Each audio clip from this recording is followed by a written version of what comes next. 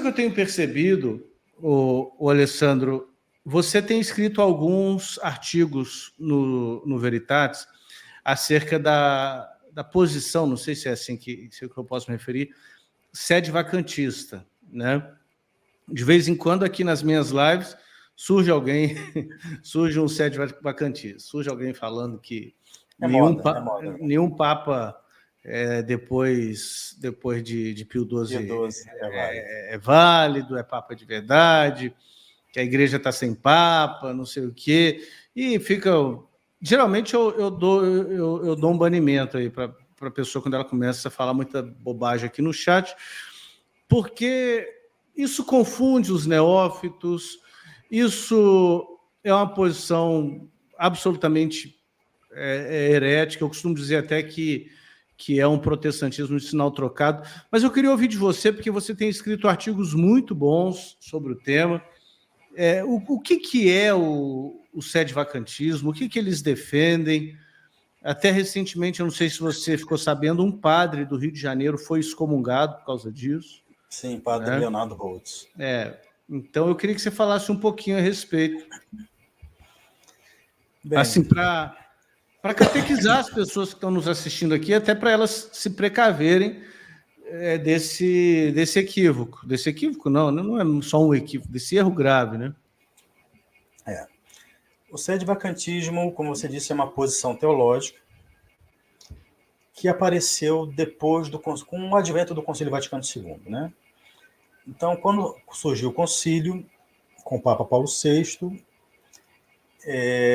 alguns documentos foram promulgados, houve a promulgação da Missa Nova, enfim, e muitos católicos não se sentiram confortáveis com essas mudanças, né? Uhum. E não estou entrando no mérito aqui se estão certos, se existem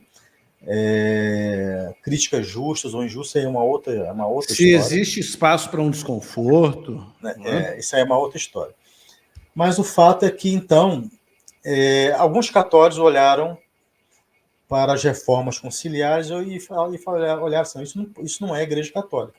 Isso que a igreja virou, e uma coisa é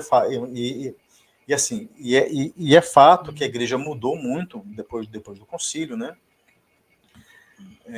Sentar no mérito se foi bom, se foi ruim, mas houve mudanças substanciais. As pessoas olharam aquelas mudanças e falaram, isso não é igreja católica, isso não vem da igreja católica. Então tiveram essa conclusão, tomaram essa conclusão. Então é isso. Mas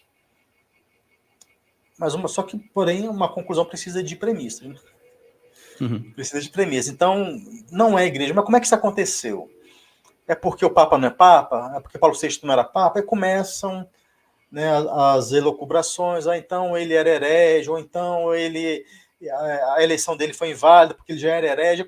Aí começam a buscar aí várias explicações para dizer que Paulo VI não foi Papa, que João Paulo II não foi Papa. João 23, né? João 23. Alguns aceitam João 23, outros não, tá?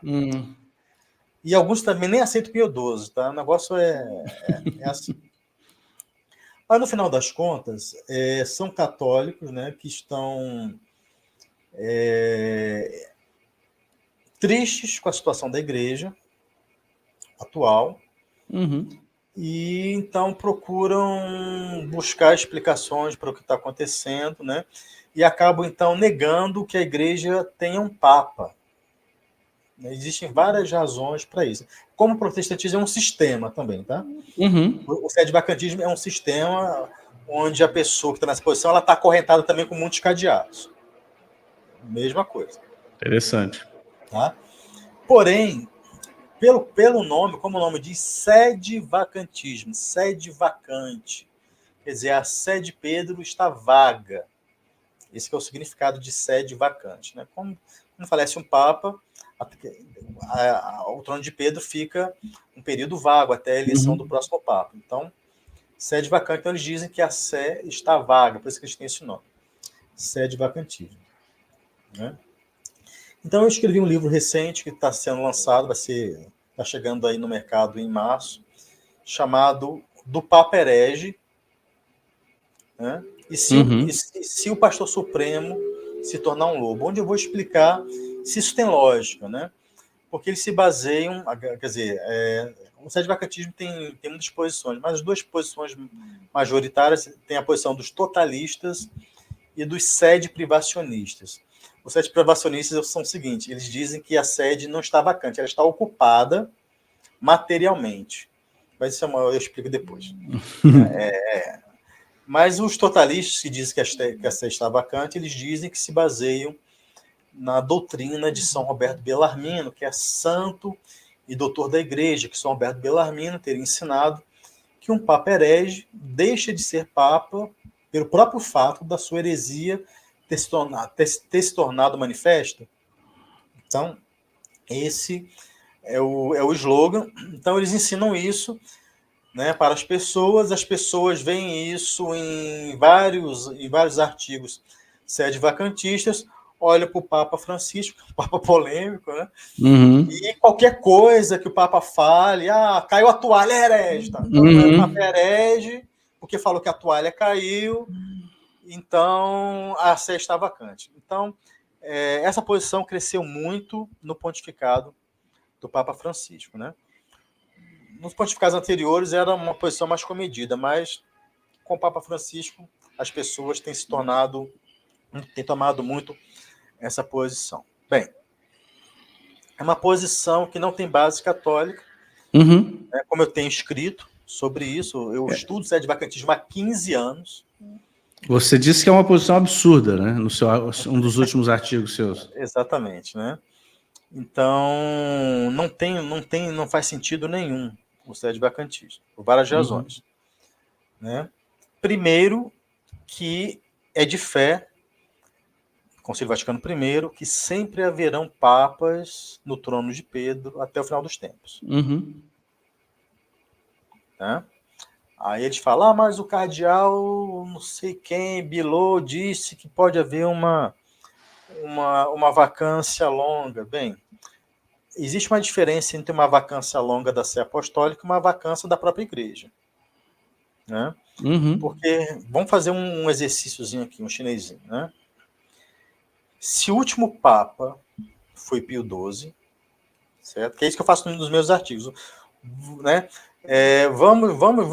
Vamos tomar a conclusão como correta. Vamos ver o que decorre disso. É isso que eu tenho procurado mostrar, por isso que não faz sentido.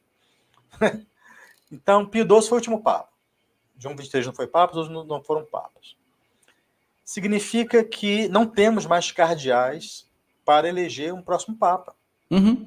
Simplesmente. Pio XII lançou um documento, normalmente todos os papas fazem isso, né?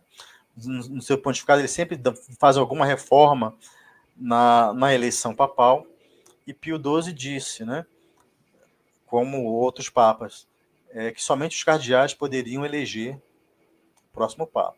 Bem, se não há mais cardeais, acabou a igreja. Não tem mais, né? Acabou a igreja, porque não tem mais papas. Não tendo mais papas, não tem mais jurisdição ordinária, porque quem dá jurisdição aos bispos é o Papa. Não temos mais um juiz, não temos mais a rota romana, quer dizer, a visibilidade da igreja acabou. Porque os teólogos dizem que os tribunais, tudo isso faz parte da visibilidade da igreja. Em um dos meus artigos eu trato disso. Uma dúvida. Você que estudou esse tema, eu estudo pouco, não é um tema que me interessa, mas eu faço essa pergunta porque tem entrado gente aqui no canal para defender essa posição absurda. Um padre... Bom, se a Sé está vacante desde Pio XII, praticamente a gente não tem missa válida, porque é uma missa sem um ministro validamente ordenado. Não exatamente. Né? Não exatamente. Por quê? Porque se o sujeito não foi... Se o sujeito não é... Vou explicar. Apesar de não ter cardeais, houve bispos. A sucessão apostólica permanece, né? Exatamente, a sucessão apostólica permaneceu e eles ordenaram padres. Eles podem até não ter uma jurisdição lícita, Porque não, porque assim, teoricamente não tem papa, então não tem jurisdição mesmo na igreja. Não tem. Tudo é jurisdição de suplência. Mas os sacramentos são válidos, né? Então os sacramentos não teriam acabado por causa disso. Só que o Papa ele não é ele não é um sujeito acessório.